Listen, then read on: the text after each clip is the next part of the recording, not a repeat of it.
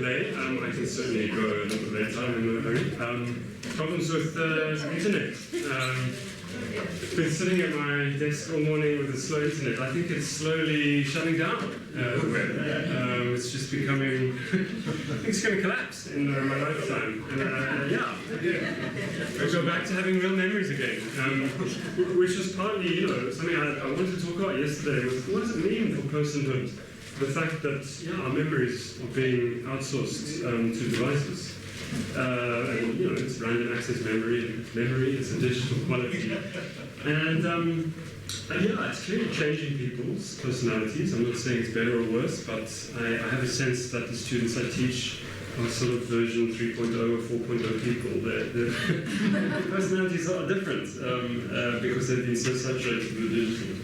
Anyway, what it means is that I haven't got my slides at the moment, but doesn't matter, they should be on the way. And even so, I've generally started moving away from PowerPoint in my lecturing because, they've even abandoned it at MIT. They don't use any PowerPoint because they reckon it actually works against education. So maybe it's for the best for now.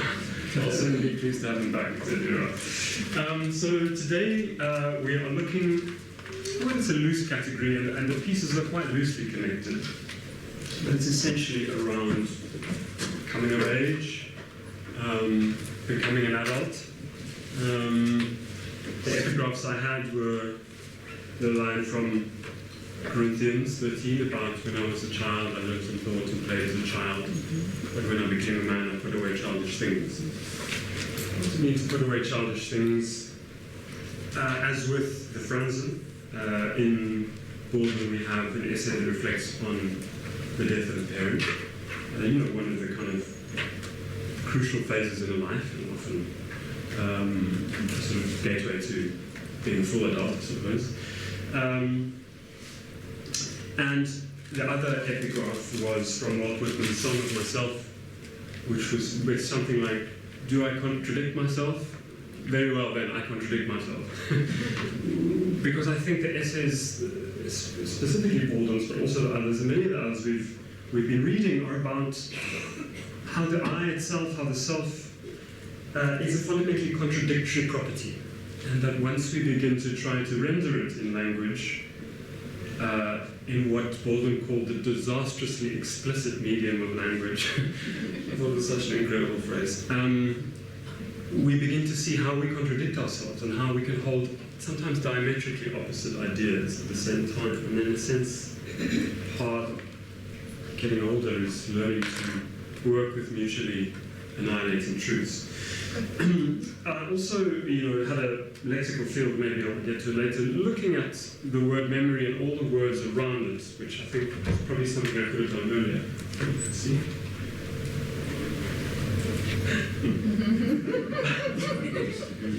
Any?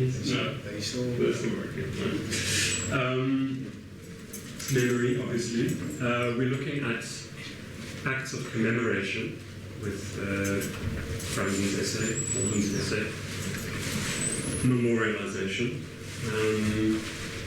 tribute, remembering, recollection.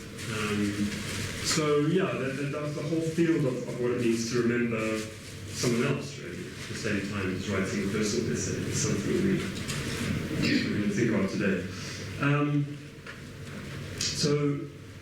The first one is Joan Didion that I'll think about. A short piece called Goodbye to All That, from her collection called Slouching Towards Bethlehem, which is from the famous William Butler Yeats poem, Slouching Towards Bethlehem to be born the second coming, the sense of kind of all things fall apart, and so on. So, written like Baldwin's at a time of extreme social pressure, eruption, ideological contention in America in the 60s.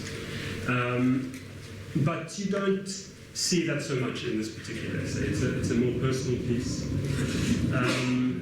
Whereas Baldwin, in his Notes of a Native Son, is really welding together a public story and a private story. It's there right from the initial paragraphs, and trying to see what it means to try and explore a personal narrative at such times of such social crisis and literally race riots happening around him. Detroit, Harlem, and so on.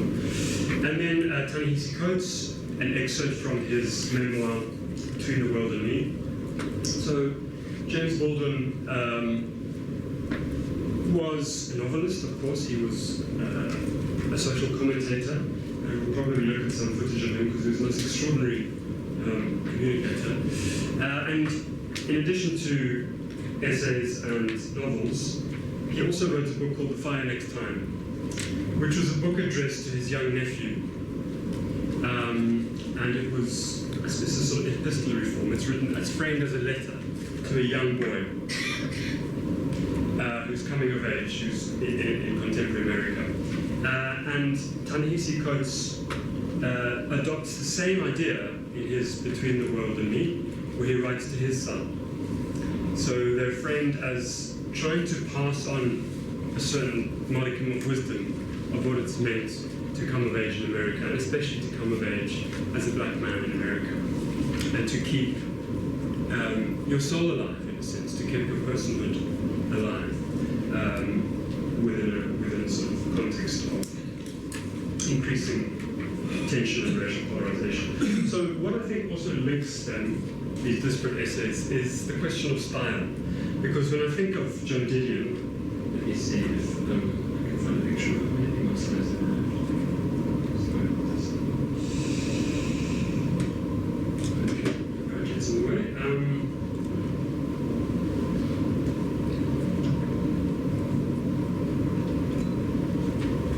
John Didion and James Baldwin are often held up as great stylists, writers. Their writing is extremely recognizable. I find it extremely powerful, extremely carefully modulated. And it's, I think it's worth thinking about what does this strange thing called style mean on the page? Because I think often we begin with an idea that style is simply a kind of coating for the message, that we have something to say, and that we then choose a style in which we want to say it.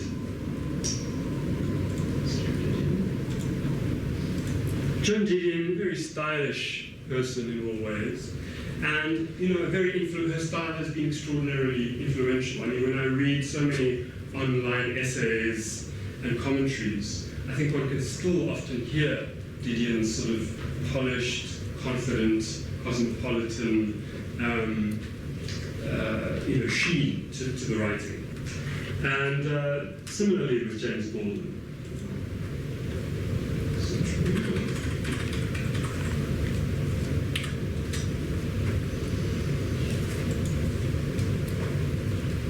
A very poised and stylish figure in all ways, and often, I don't know if any of you saw the recent documentary about him, which was released a few years ago, called I Am Not Your Negro. It's interesting to me how Baldwin has become very current again in the past few years, specifically in debates around in America and also in South Africa. A lot of my students, specifically during the years of Rose's Fall and Feasler's Fall, sort of turning to Baldwin. So why? Well, I think that it's partly his unflinchingness in looking at the America that he was raised in, and also the sense that he was not content with easy forms of idealism around racial harmony and so on. And Ta-Nehisi Coates, I think, takes this further in his book, because Ta-Nehisi Coates writes after the Obama era, which was heralded by some as a kind of signaling a post-racial America. Whereas, of course, what's happened since Obama has shown us that it's anything but. So this idea that an idea of a post-racial society was decreed too early and too quickly, and there was a lot of unfinished business, and there was a kind of, well, I've heard it described as a cruel optimism that it take. And I think South Africans can also relate to that, the idea that the line was drawn too quickly in the 90s, and that everything was deemed to have been reconciled, but actually that wasn't the case. And there's a lot of unfinished business to keep working through. Certainly that's what younger generations who are growing up think. But with Baldwin, he goes beyond that as well. And what one sees in him, I think, is something that I think is at the core of his essay and of his writing. It's that he doesn't want to be a spokesperson for the African American experience. He bridles against it. He wants to express himself as an individual, as just a man, as just who he is. But the circumstances into which he arrives and to which he's made to work do not allow that. So he's left with this profound paradox that he's actually very skeptical of so much race talk, race debate. He's driven mad by it, in a sense, as I'm sure many of us are. It's sort of both unbearable to always think in racialized terms, but it's also inevitable, specifically in a country like America with its legacies of slavery and Jim Crow and segregation, and of course in South Africa. So, it's at this sort of very charged point that I think his writing operates, that he wants to write about the full human experience, and he doesn't want to be pigeonholed. Any progress? No. Hot enough as it is. To deal with technical issues, let me just see if my...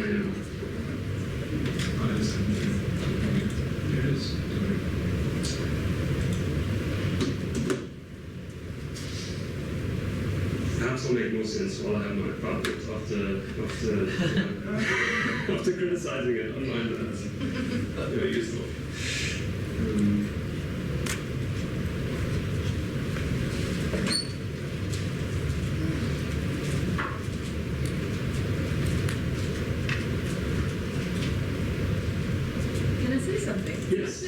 It's much less distracting for me to just listen to you rather than the back and forth. Really? Than the back and forth? Yeah, well, we're done now, sorry. No. I don't mean that back and forth, I mean the slides. Oh, really?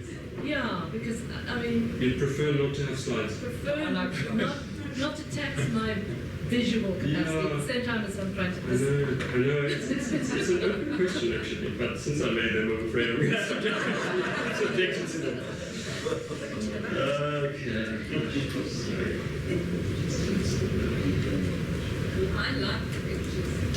Thank you, because they take a lot of work. You can get obsessed by slides, that's the problem. Anyway, as I said, I'm in no hurry, so we can talk as long as we want. Just close your eyes, this can bring on the lips.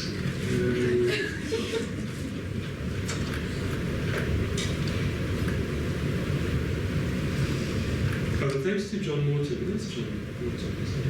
John, thanks for your email. He pointed out that in the Franzen essay where he's talking about Mr. Goodbars and then suddenly it's Diane Keaton, it was because Diane Keaton was in a film called Looking for Mr. Goodbars, which I didn't know. Again, my frame of reference ended. It's not even really obvious. No, it's not obvious. But you didn't mention it. So that's why he says if you say Mr. Goodbars and I free associate, I'll say Diane Keaton. Understand that. So this idea of free association allowing you to see the neural traces, what's connected to what in the neural architecture. And just as another association to that, apparently Diane Keaton's written a memoir about dementia, I think in a partner that's apparently very, very good. So I highly recommend it. Alright, so here we go. I like this picture anyway. Certainly one of my strongest archives of memory was my father's record collection, which I used to love going through. He was at university in Leeds in the 60s, so he had Hendrix and Clapton, Beatles, everything. He had the original LPs, beautiful, and then he gave it all away one day without consulting me, which I've never been in for. So it's an archive of my memory. There's the epigraphs I was talking about. And putting away childish things, becoming a full adult, so to speak, if we even accept that. And there was some of the lexical field around memory. Very interesting, actually. I mean, amnesia, amnesty, I haven't even put together that it's from it's related to forgetting, amnesty, of course.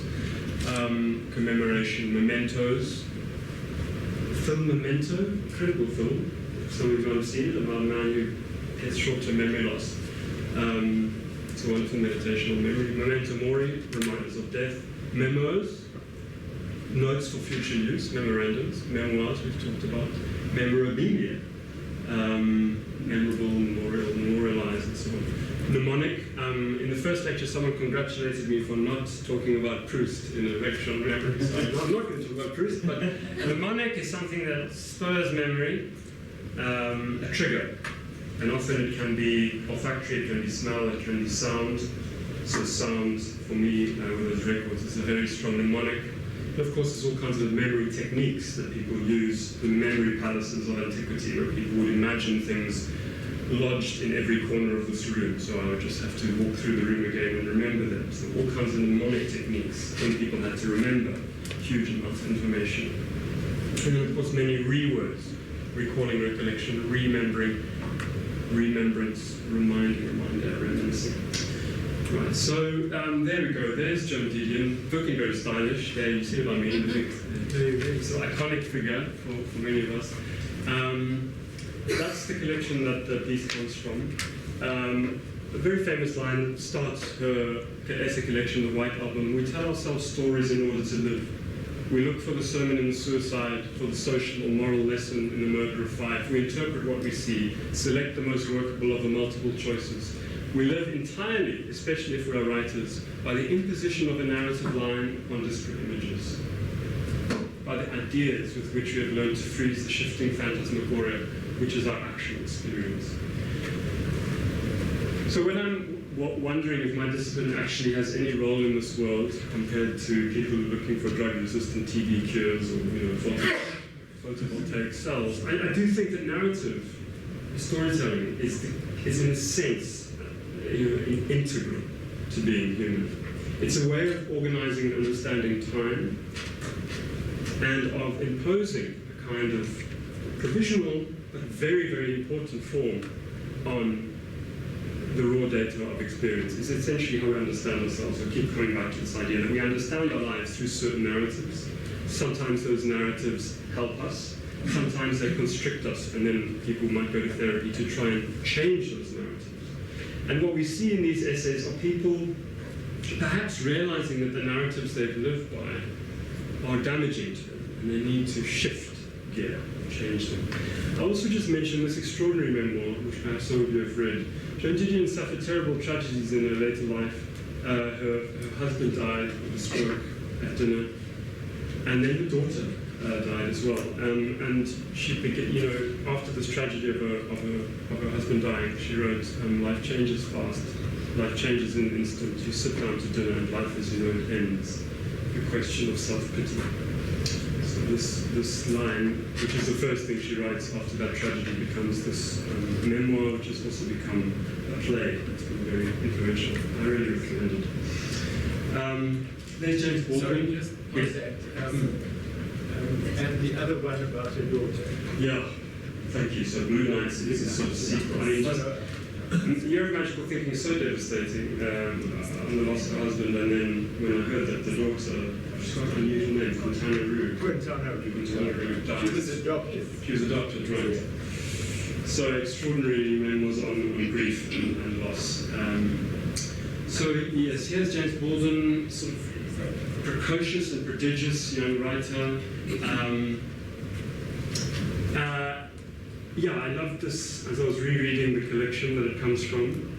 Now, Native Son was the title of a novel by Richard Wright, who was, it was in a sense taken up as the novel of the time to explain African American experience.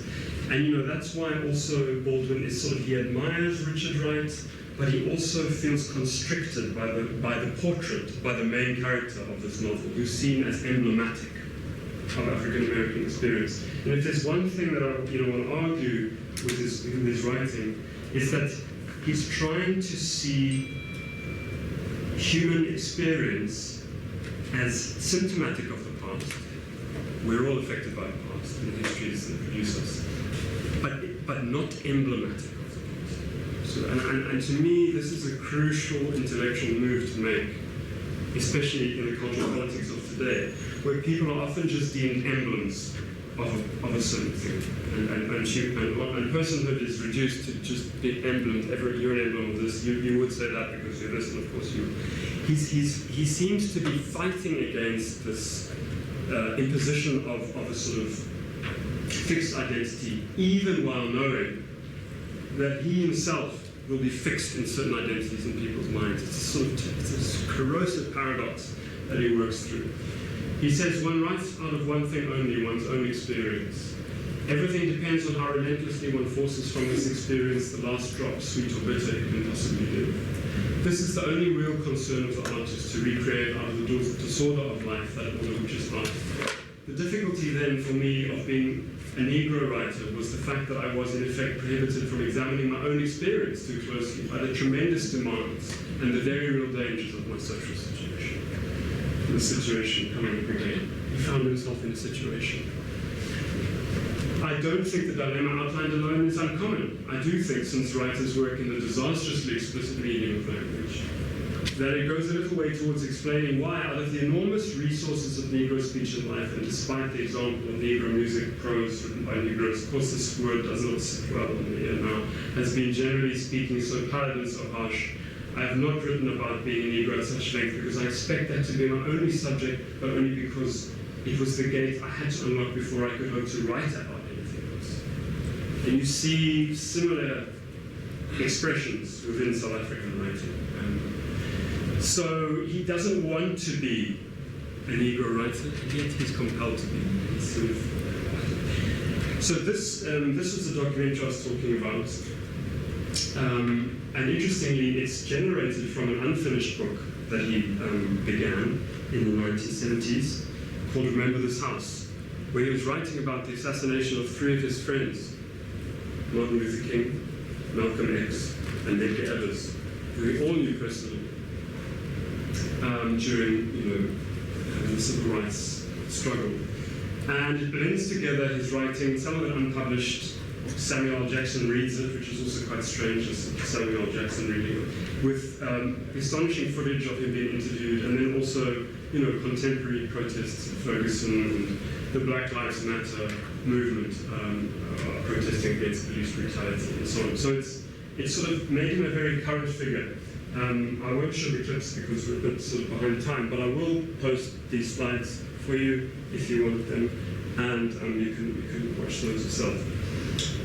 So that was the book I was talking about, The Fire Next Time, that provides a model. And Ta-Nehisi Coates often seen as a contemporary James Baldwin. He's often been talked about that way. Ta-Nehisi Coates was the son of a Vietnam veteran and a Black Panther.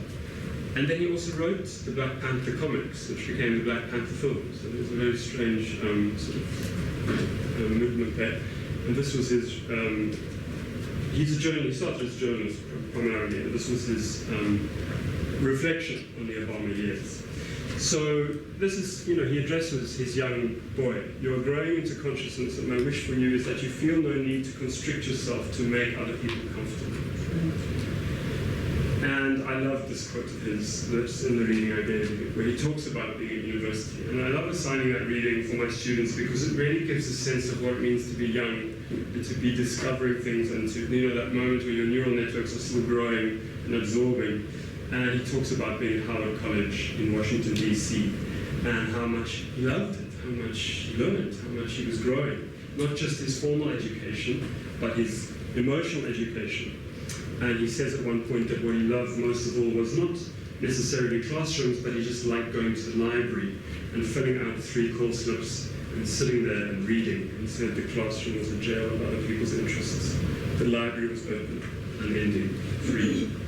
And I often think about this when teaching at UCT, because in the classroom generally the people who are most confident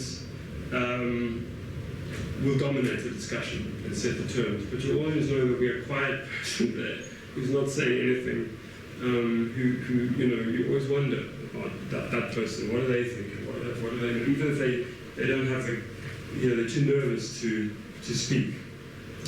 Right, so let me now turn to the slides I have for you just to end. Let me just go to the readings themselves.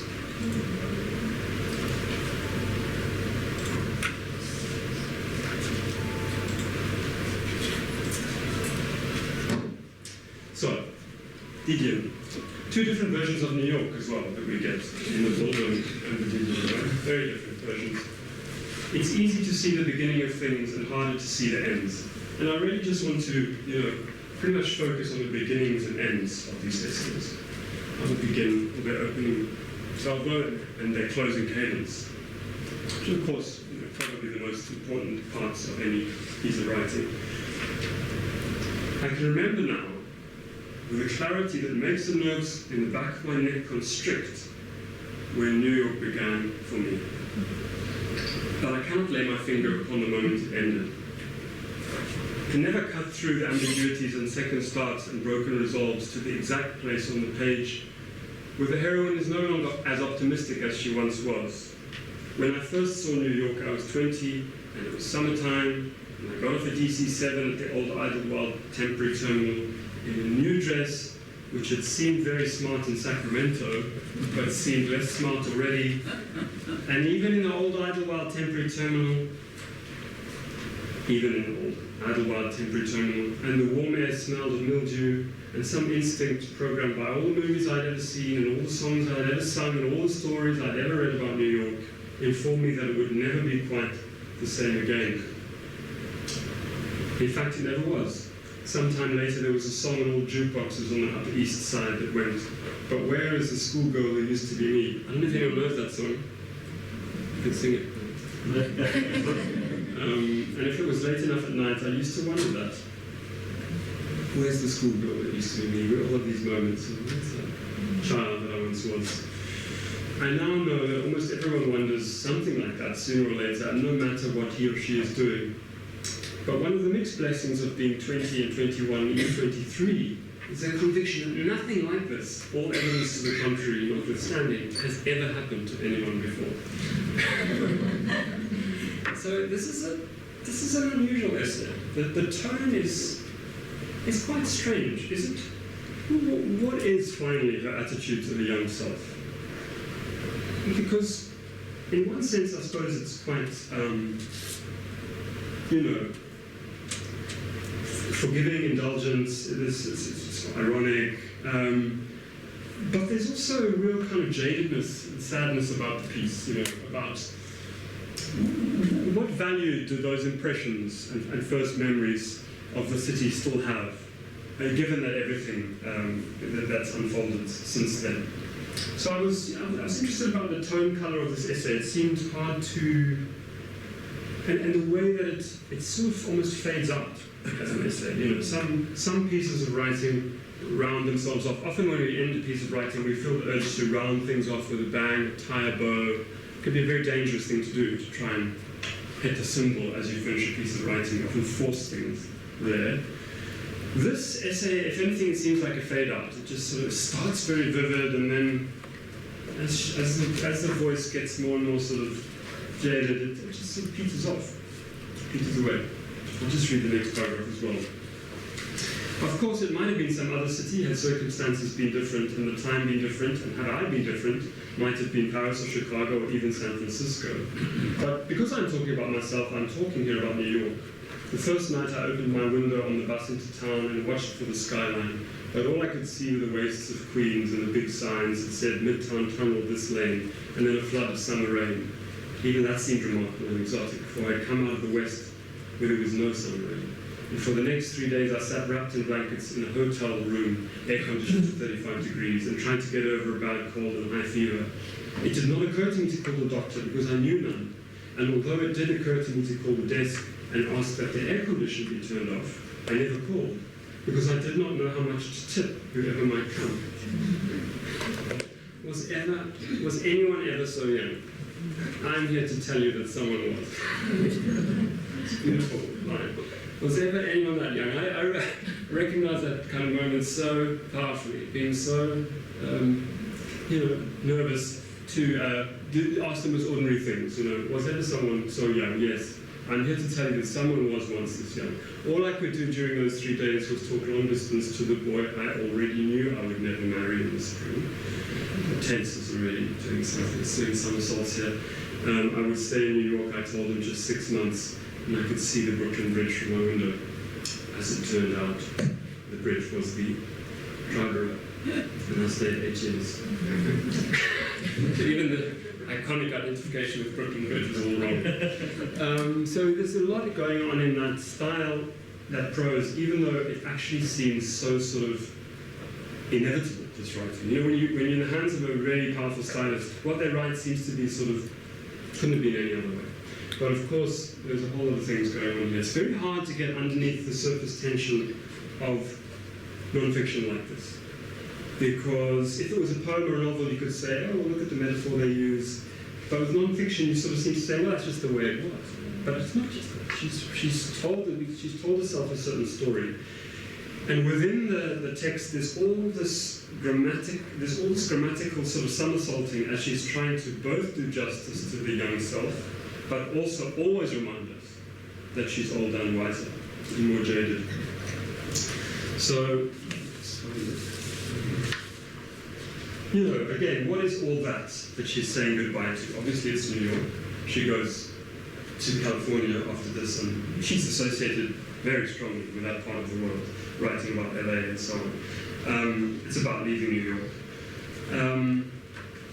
I also like the attention to the pop cultures, those sort of songs that were playing at that time as a route back into memory. And also the way in the next paragraph she talks about the film dissolve. She sees herself as someone going in through a revolving door and coming out so many years later, almost using the techniques of film cutting and editing. And when one thinks about film editing, or as it used to be anyway, when you're actually editing with film, cutting, splicing, you know, it's a reminder that writing issues from that process too. Writing, I think, when one does it professionally, is mainly editing. The first draft is just the first draft. Writing is editing. It's continual editing and reworking, and it's generally subtraction from it's cutting out. And I, you know, in the light of this kind of filmic metaphor, I tell my writing students, you know, print things out, put them on the walls, get your scissors out, and start cutting and moving around. And you know, work with that tactile sense of editing, rather than just on the screen where actually you can't deploy the visual sense so well. So she talks about cinematic editing. The further thing I just wanted to mention was, just what she does with the question of the mnemonic, the memory trigger. Now, when New York comes back to me, it comes in hallucinatory flashes, so clinically detailed that I sometimes wish that memory would effect the distortion with which it is so commonly credited. For a lot of the time I was in New York, I used a perfume called Fleur de Rocaille and then L'Herbe du Temps. And now the slightest trace of either can short-circuit my connections for the rest of the day. You know, smell as a trigger. So it's often a very neglected sense, smell. But I was talking about George Orwell earlier, and someone whose grandmother was in one of Orwell's most famous essays came and spoke to me, and I was quite amazed. I felt like I was touching history. She was the very fierce schoolmom who canes him. Anyway, Orwell's writing, someone's written a book about just smell in his writing. His writing is permeated with smell, if you read it. It is absolutely suffused with it. There were barrels of crab boil in a Czech place in the 80s where I once shopped. Smells, of course, are notorious memory stimuli, but there are other things which affect me the same way. Blue and white striped sheets, vermouth cassis, some faded nightgowns which were new in 1959 or 1960, and some chiffon scarves I bought about the same time. There's also the wonderful detail of the curtains that she buys as an attempt to sort of be stylish. And they just blow out. It's on the same page, there it is. All I did to that apartment was hang 50 yards of yellow theatrical silk across the bedroom windows because I had some idea that the gold light would make me feel better. but I did not bother to weigh the curtains correctly. And all that summer, the long panels of transparent golden silk would blow out of the windows and get tangled and drenched in the afternoon thunderstorms. That was the year, my 28th, when I was discovering that not all of the promises would be kept, that some things are in fact irrevocable, and that it counts after all, every evasion, every procrastination, every mistake, every word, all of it. So, what this essay gets to me is the sense, which one only learns in retrospect, if you use that word, retrospect, is in the sense that that's what autobiography is, it's retrospective. If you're just writing a personal narrative in the moment, you're writing a diary or a notebook. And she's got a beautiful essay called On Keeping a Notebook, where she says, why do we keep notebooks? What are they actually doing? What have I got to do with that person who wrote that? And she said, well, the important thing about them is to keep on nodding terms with your previous selves. Which is interesting way. You've got to acknowledge them. They're not you, but you can't disown them. You've got to sort of keep on nodding terms with them. So it's retrospective. And she seems to get for me in this essay that being young and being very... happiness is often experienced as something that something's still getting better, something's going to happen, something's still building. Whereas, perhaps in retrospect, you realize that feeling is actually the apex of it. So there's this kind of sadness that she seems to capture very well in this piece. As I say, it sort of fades out, this piece to me, so I won't sort of tense with that. Then we move to the Baldwin. Because, Sorry, yes. can I just add to that? You said we were going to do interactive, but so forgive me. Yes. There's another memoir, Where I Was From. Okay. And this speaks to Sacramento and Californian background, etc., etc. Thank you. Yeah. No, I did, but many people told me afterwards that we won't get all this participation, and I had to do a normal lecture, so I took that advice seriously. But I'm certainly interested to hear. Sorry, before you leave, Lydia, is there any significance in the fact that she titles her essay Goodbye to All That, the same title as the autobiography of Robert Graves? Yeah, I wonder. I mean, there must be. But she never makes it explicit. There's no link or any visible... There's no visible link. No, I certainly haven't come across one. It's just, I guess it's sort of almost a proverbial phrase. Maybe Graves was even using something that was already in the language. I'm not sure.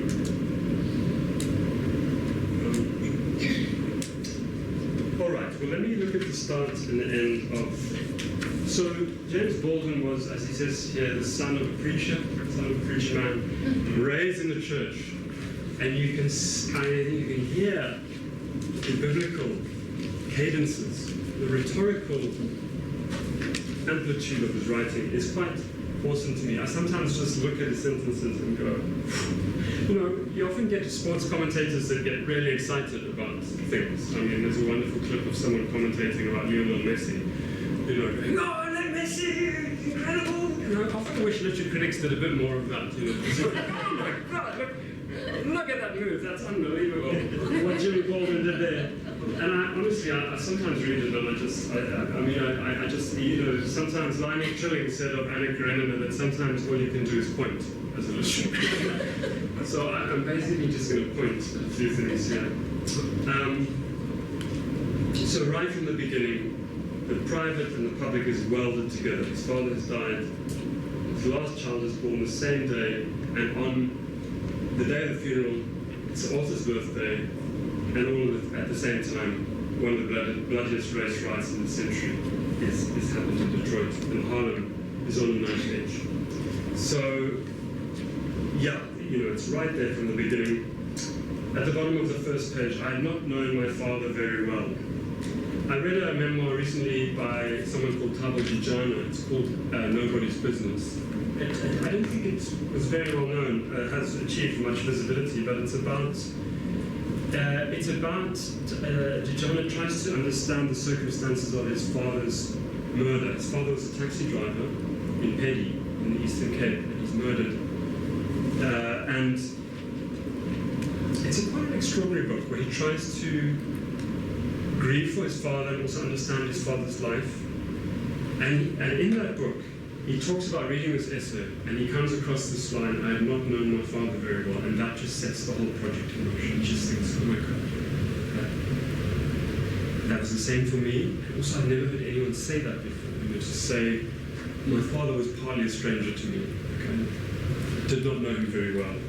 So I think this opens up a whole question of how well do we ever know our parents? Parents, especially if they're parents of the old school, you know, emotionally sort of reticent. I've not known my father very well. Just a simple line set off a writer to write a whole other book. We had got on badly, partly because we shared, in our different fashions, the vice of stubborn pride. So it goes on. I want to start this paragraph halfway down and read it till the end, because first of all, you see it's a very long paragraph. And if you look at the paragraph structure in this essay, you'll see that it's an alternation of very long paragraphs, and occasionally you'll go one-sentence paragraph. And this is another sort of writing tip that I think we often forget. If I'm not catching myself, I often find myself writing in paragraphs that are exactly the same length. For what reason, I have no idea. But there's no reason to write paragraphs of the same length. In fact, it's not a good idea. Paragraphs are a way of punctuating a piece of writing at the macro level. So the alternation between long, medium, short paragraph can have an enormous effect when you have a one-line paragraph after these long rhetorical paragraphs. So, you know, there's that macro level punctuation at the level of a paragraph and the sentence. Then you've got to think of the sentence. Don't stack long sentence, long sentence, long sentence. Don't stack short sentence, short sentence, short sentence, unless you're Cormac McCarthy, you know. See the boy. He cried, she came. You know, it becomes a bit stultifying as well. I would say think about pacing at the level of the sentence, short, short, long, long, short, Morse code-ish. And then punctuation, which is, you know, the micro punctuation. And I, you know, as I read this, just look at the punctuation, the commas in this piece. I mean, there should be an enthusiastic commentator commentating just about his comma usage in this piece, because it's so remarkable. You know, a comma, I often get people to read aloud in my classes. People are very reluctant to read aloud, but we get there eventually. And trying to get people to honor a comma is very hard. But a comma is a notation, and if we think about writing like, say, a musical score, in a musical score you have notes that show phrasing, that show rests, that show tempo, slowing down, speeding up, that show accents. And in a sense, punctuation is doing something similar. A comma is where there should be a beat, a pause. A semicolon is where there's a slightly longer beat or pause. That could be a full stop, but isn't quite. The semicolon usage is also outstanding. One of the hardest punctuation marks to use. Everyone seems to get it wrong. Rule of thumb, you should only be able to use it when you could also use a full stop, except in certain special circumstances. But you need a badge before you can use a semicolon. It's like cups. Okay, so yeah. He was, I think, very handsome. I gather this from photographs and from my own memories of him, dressed in his Sunday best and on his way to preach a sermon somewhere when I was little. Handsome, proud, and ingrown, like a toenail, somebody said.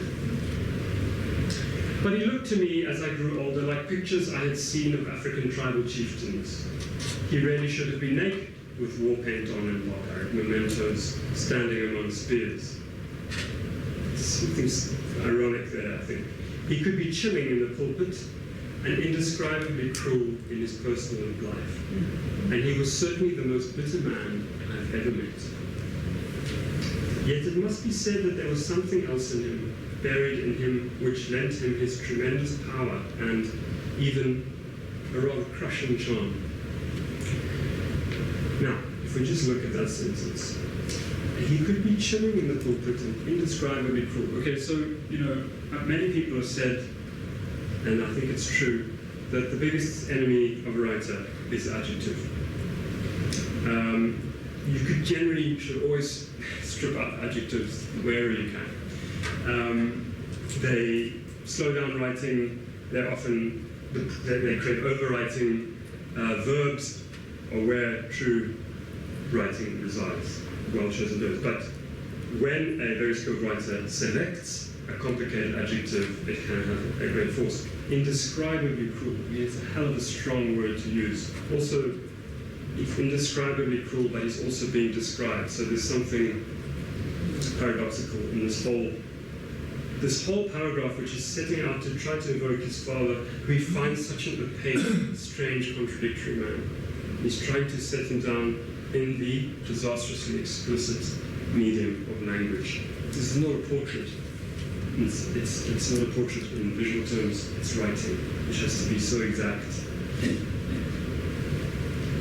And he was certainly the most bitter man I've ever met. It's a hell of a thing to say. Then there's a semicolon. He doesn't choose to end the sentence, which you think he would. We've already had so much in this sentence, but he wants us to hold what he has to say in mind before closing this phrase. Yet it must be said that there was something else in him, buried in him, which lent him his tremendous power and, even, a rather crushing charm.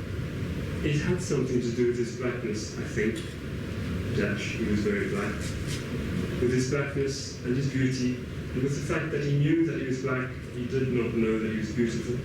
He claimed to be proud of his blackness, but it had also been the cause of much humiliation, and it had fixed bleak boundaries to his life. He was not a young man when we were growing up, and he had already suffered many kinds of ruin.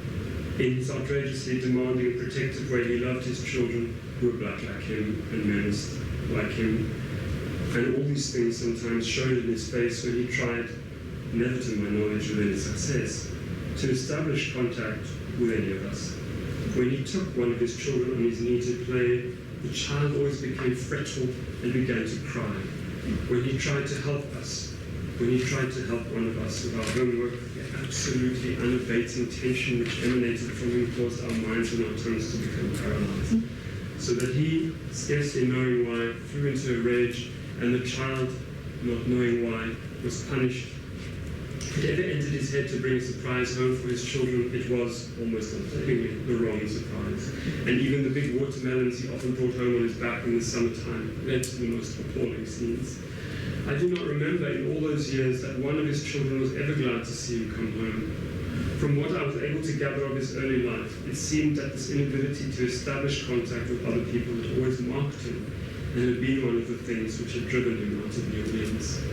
There was something in him, therefore, groping, tentative, which was never expressed, and which was buried within. One saw it most clearly when he was facing new people and hoping to impress them, but he never did, not for long. We went from church to smaller, more improbable church. He found himself in less and less demand as a minister, and by the time he died, none of his friends had come to see him for a long time. He had lived and died in an intolerable bitterness of spirit, and it frightened me as we drove into the graveyard through those unquiet ruined streets to see how powerful and overflowing this bitterness could be, and to realize that this bitterness was mine. So, sorry, I didn't get it right, but just again, the pacing of his sentences, this moment of whenever he took a child to play on his knee, the child, he couldn't, even despite his best intentions, he couldn't be tender. When he tried to help one of us with our homework, the absolutely unabating tension which emanated him caused our minds and our tongues to become paralyzed. But there's a very long, he suddenly lets the rhythm go for a long way there, building the tension syntactically, grammatically, as he's talking about tension semantically. It's a beautiful marriage of form and function and meaning. The repetition which gives this biblical cadence, and our tongues to become paralyzed, so that he, scarcely knowing why, flew into a rage, and the child, not knowing why, was punished. Repetition is one of the most powerful effects in writing. Of course, it creates a very incantatory feel, a very biblical feel. Unwanted